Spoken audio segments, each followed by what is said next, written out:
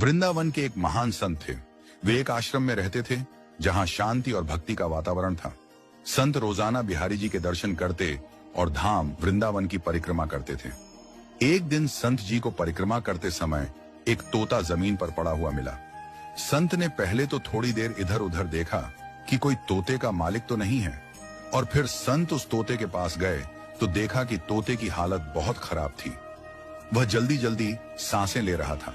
संत जी ने जल्दी से तोते को पानी पिलाया और उस तोते को अपने आश्रम पर ले आए। तोते को थोड़ा खाने को दिया और आराम करने के लिए अंदर कुटिया में सुला दिया। संत जी ने उस तोते की बहुत देखभाल की और 2 दिन बाद तोता एकदम सही हो गया। संत जी ने उस तोते का नाम मिट्ठू रखा। तोता बहुत हरा भरा, चंचल और बुद्धिमान था।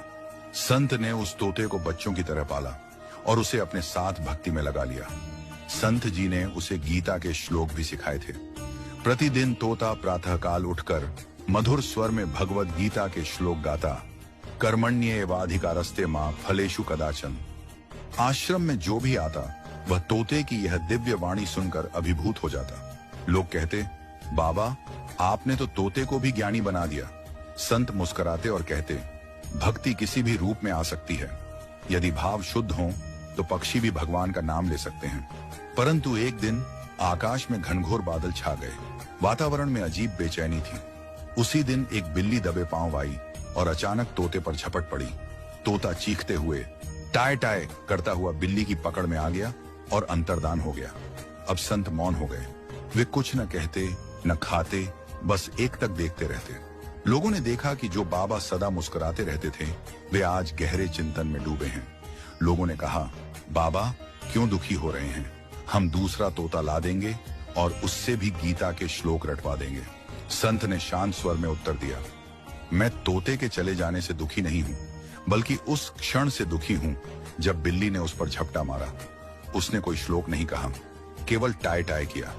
मैं सोच में हूं, मैंने भी जीवन भर भगवत गीता पढ़ी है, पर जिस क्षण यमराज मुझ पर झपटेंगे, क्या मेरे मुख से भी कर्मण्येवाधिकारस्ते निकलेगा या केवल डर और भ्रम से टाय टाय ही निकलेगा? इसलिए ही तो महापुरुष कहते हैं, ज्ञान और भक्ति को इतना भीतर तक उतारो कि वह केवल जुबान की नहीं बल्कि आत्मा की गूंज बन जाए, ताकि संकट के समय भी वही मुख से निकले जो ईश्वर की ओर ले जाए, न कि भय की ओर। सच्चा ज्ञान वही है जो कठिन समय में भी तुम्हारा साथ न छोड़े, और सच्ची भक्ति वही है जो मृत्यु के क्षण में भी तुम्हें ईश्वर का स्मरण कराए। अगर वीडियो अच्छी लगी हो तो वीडियो को ज्यादा से ज्यादा शेयर करें, ताकि ये अनमोल बात सभी के पास तक पहुंच पाए और ज्यादा से ज्यादा लोग हरि भक्ति में लीन हो पाए और हम सभी अपने अंत समय में हरि का गुणगान कर सकें। राधे राधे।